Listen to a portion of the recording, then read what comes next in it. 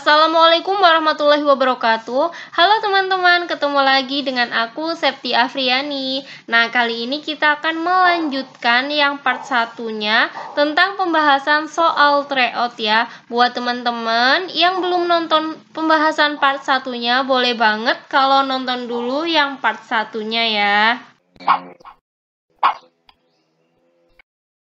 Soal nomor 15. Pada era pendidikan sekarang sedang dikembangkan aplikasi pembelajaran jarak jauh yang dapat memberikan materi pembelajaran yang tingkat kesulitannya sesuai dengan kemampuan peserta didik dan cara mempresentasikan materi pembelajarannya sesuai dengan gaya belajar peserta didik. Pembelajaran yang menggunakan aplikasi tersebut disebut titik-titik. Jawabannya adalah yang A, adaptive learning. Jadi adaptive learning itu adalah pembelajaran yang dapat memberikan materi pembelajaran yang tingkat kesulitannya sesuai dengan kemampuan peserta didik dan cara mempresentasikannya materi pembelajarannya sesuai dengan gaya belajar. Jadi ada 2 poin di sini ya teman-teman. Intinya tuh tingkat kesulitannya menyesuaikan dan juga penyajiannya menyesuaikan dengan gaya belajar peserta didik. Soal nomor 16. Pak Rangga mengadakan penilaian KD 3.6 dan 3.7 kepada 36 siswa kelas 9C. Setelah dikoreksi, diketahui bahwa hanya 10 siswa yang tuntas pada KD 3.6 dan 15 siswa tidak tuntas pada KD 3.7. Tindakan yang tepat dilakukan oleh Pak Rangga adalah titik-titik. Nah, kita ingat dulu kalau dalam remedial itu jika ada 0 sampai kurang dari 20% yang tidak tuntas, itu pakainya remedialnya dengan bimbingan individu. Kalau yang 20 sampai 50% itu pakainya bimbingan kelompok. Kalau lebih dari 50% pakainya pembelajaran ulang dengan metode yang berbeda. Nah, kita hitung dulu kalau yang KD 3.6 itu kan hanya ada 10 yang tuntas. Berarti yang nggak tuntas itu ada 36 kurangi 10 ya ada 26. Jadi kita hitung berapa persen? 26 per 36 kali 100%. Jadi yang tidak tuntas per jumlah siswa seluruhnya hasilnya 72,2%. Jadi nanti ini pakai pembelajaran ulang ya kan? Kalau yang KD 3.7 itu yang tidak tuntas 15, langsung aja berarti 15 per 36 kali 100%. Hasilnya 41, berarti kurang dari 50% pakainya bimbingan kelompok, ya kan? Kita lihat yang opsi A, mengadakan remedi untuk 10 siswa yang tidak tuntas pada KD 3.6 dan 3.7, ini enggak kurang spesifik karena 10 siswa ya orang yang KD 3.6 yang nggak tuntas itu kan 26, terus yang KD 3.7 yang nggak tuntas 15 ya kan. Kalau yang B, pembelajaran ulang dengan metode berbeda untuk siswa yang tidak tuntas KD 3.6. KD 3.6 ya betul ya, ini pakainya pembelajaran ulang. Intinya kalau yang C, mengadakan bimbingan individu untuk 15 siswa yang tidak tuntas KD 3.7 itu kan tadi pakainya kelompok ya kan harusnya. Kalau yang D, bimbingan kelompok untuk siswa yang tidak tuntas KD 3.6 itu pembelajaran ulang. Kalau yang E, bimbingan secara individual untuk siswa yang tidak tuntas KD 3.7, salah karena harusnya kelompok. Soal nomor 17. Pada silabus tertulis KD 3.8 menganalisis rangkaian arus bolak-balik, rangkaian AC serta penerapannya. Rumusan indikator pendukung yang kurang tepat adalah titik-titik. Ini ya teman-teman, kalau indikator pendukung itu adalah indikator yang di bawah indikator kunci gitu ya. Di sini indikator kuncinya atau yang minimal banget yang harus ada nanti tuh menganalisis ya kan. Yang di bawahnya menganalisis itu yang indikator pendukung atau prasyarat. Jadi kalau yang D itu adalah IPK kunci. Ini kan di soal yang kurang tepat, indikator pendukung yang kurang tepat ya kan. Berarti yang D, karena ini adalah IPK kunci. Kalau yang lainnya memahami, menghitung, menerapkan, itu kan masih di bawah menganalisis. Jadi masuknya ke indikator pendukung. Jadi indikator itu ada 3 indikator: kunci, pendukung, dan pengayaan. Kalau kunci itu yang setara dengan yang tertulis di KD. Kalau pendukung ya yang sebelum itu ya prasyaratnya atau yang mendukung KD itu. Kalau pengayaan itu yang lebih atau di atasnya IPK kunci. Soal nomor 18, perhatikan contoh soal di bawah ini. Perhatikan komponen-komponen berikut ini. 1. Menelaah kalender pendidikan. 2. Menentukan minggu efektif.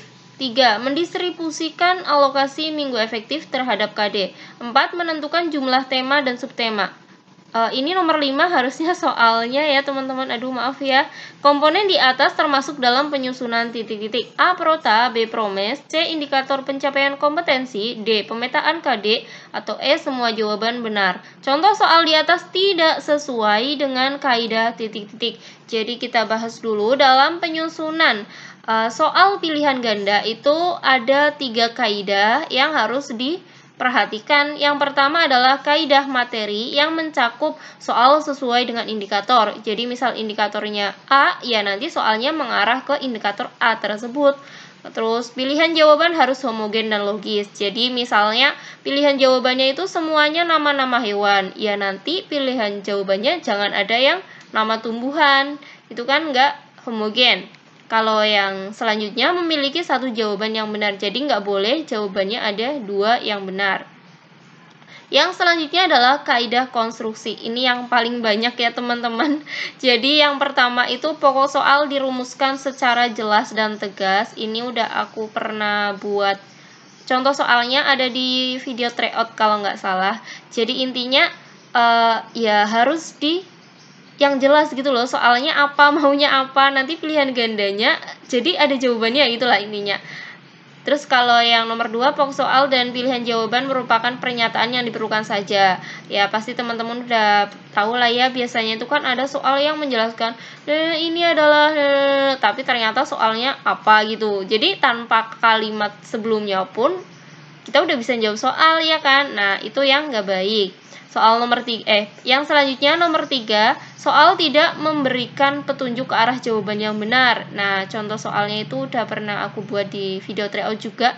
Misalnya ada gambar. Nah, ini gambar burung sebagai konsumen 2 misalnya.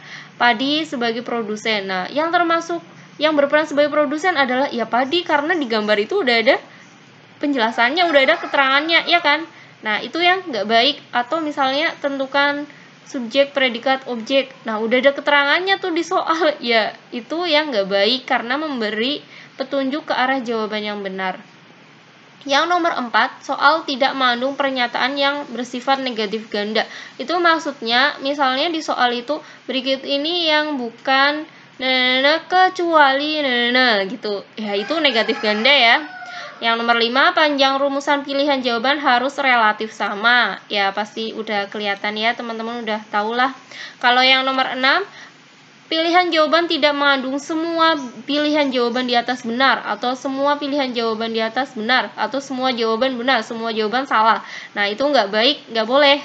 Sesuai dengan kaidah konstruksi itu nggak baik.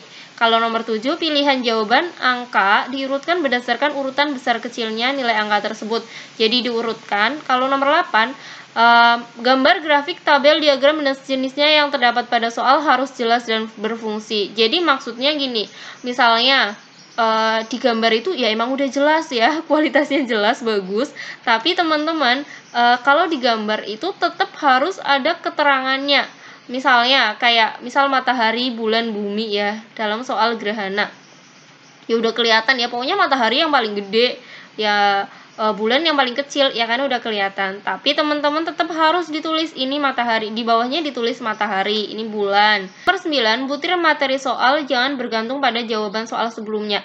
Biasanya tuh di soal berdasarkan jawaban soal nomor 2, maka gitu kan. Jadi kan itu bergantung ke soal sebelumnya. Yang ketiga adalah kaidah bahasa. Jadi ada 3 kaidah: materi, konstruksi, dan bahasa. Yang pertama, bahasa sesuai dengan kaidah bahasa Indonesia yang baik dan benar gitu ya, sesuai dengan ejaan yang disempurnakan. Nomor 2, tidak mengandung bahasa yang berlaku setempat, jadi tidak mengandung bahasa daerah intinya. Nomor 3, pilihan jawaban tidak mengulang kata atau frase yang bukan merupakan satu kesatuan pengertian. Jadi teman-teman sudah jelas banget di sini itu ada semua jawaban benar. Wah, semua jawaban benar itu masuknya ke konstruksi. Jadi sebenarnya bisa diingat banget ya, kalau bahasa ya intinya dengan kata-katanya, dengan bahasanya. Kalau materi intinya dengan indikatornya. Terus pilihan jawabannya. Kalau tadi kan materinya tentang hewan, ya udah pilihan jawabannya hewan-hewan, nama hewan-hewan, jangan ada yang tumbuhan ya kan. Terus jawabannya gimana? Kalau yang selain itu berarti masuknya ke konstruksi. Jadi jawabannya itu yang B, konstruksi. Soal nomor 19, Benny selalu mendapatkan nilai 100 ketika ulangan matematika dan mendapatkan juara 1 ketika mengikuti lomba matematika. Wah, hebat banget ya, keren ya. Ia memang sangat menyukai pelajaran matematika yang menggunakan logika dan keterampilan berhitung.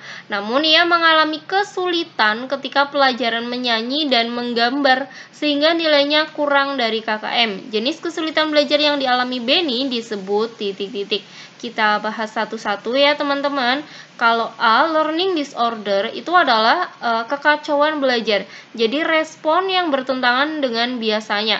Jadi misalnya ahli seni tuh disuruh mengerjakan matematika, wah aku bisanya seni suruh ngitung ya mumet gitu.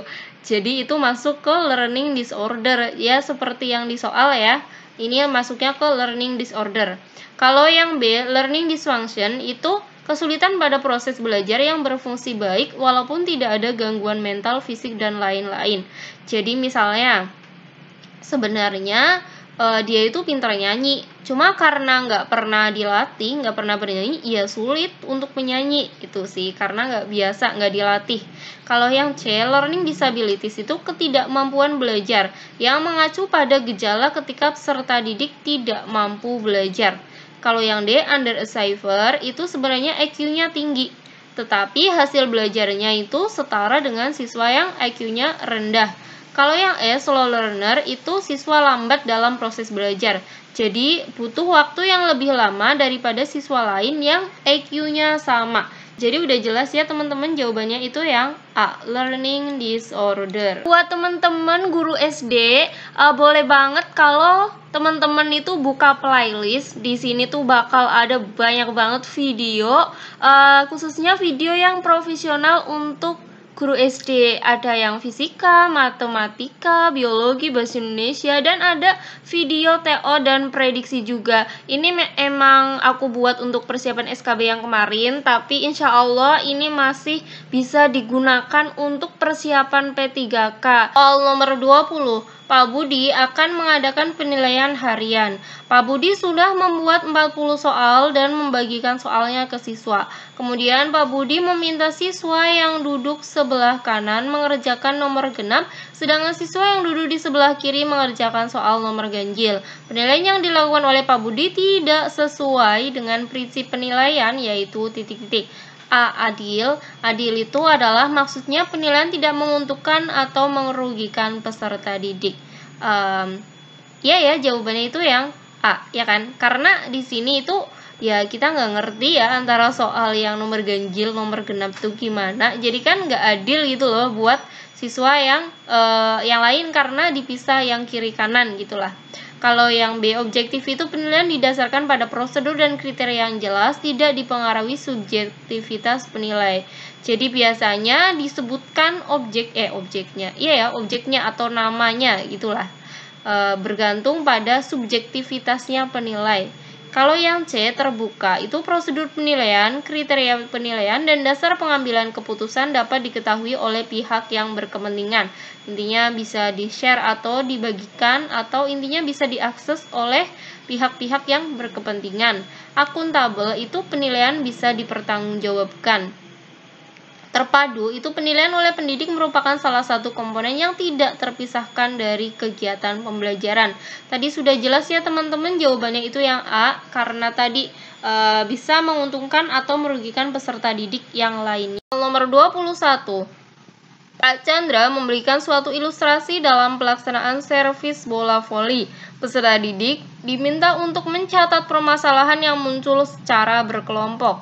Setelah itu, peserta didik diminta berpikir kritis dengan melakukan brainstorming, berdiskusi secara kelompok, mencari literatur dari berbagai sumber, membuat dan menyampaikan kesimpulan. Kegiatan yang dilakukan Pak Chandra sesuai dengan model pembelajaran titik-titik. A. Tim game turnamen itu enggak ya teman-teman. Kalau yang B, project based learning, ini juga enggak, karena kalau project based learning itu ada merencanakan proyek, ada penentuan jadwal dan sebagainya. Kan ini enggak. Kalau yang C, problem based learning, nah ini jawabannya teman-teman, karena ciri khasnya problem based learning itu nanti siswanya ada masalah, ya kan? Terus nanti secara berkelompok atau bagaimana, intinya Pak Chandra itu mengorganisasikan siswanya, terus membimbing penyelidikan, ya kan? Terus nanti ada ini membuat dan menyampaikan kesimpulan. Jadi ada mengembangkan dan menyajikan hasil karyanya. Kalau discovery learning ini juga enggak teman-teman, karena kalau discovery learning itu nanti ada ciri khasnya, dia ada masalah ya, terus ada dia mengajukan hipotesis, terus nanti mencari dan membuktikan hipotesisnya tuh gimana itu. Tapi tidak disebutkan atau bukan pokok atau syarat wajibnya untuk menyampaikan. Jadi kalau di PPL itu kan ada syarat wajibnya gitu ya, syarat wajib menyajikan atau menyampaikan, ya kan? Menyampaikan itu kan termasuk menyajikan hasil karyanya. Kalau yang cooperative learning itu juga enggak, karena kalau cooperative learning itu lebih ke kayak apa sih ya namanya? Nanti di akhir tuh ada hadiah atau penghargaan untuk kelompok yang baik, yang terbaik gitu. Nomor 22, Bu Umay akan mengadakan pembelajaran agar siswa dapat mengidentifikasi macam-macam tulang penyusun sistem gerak manusia.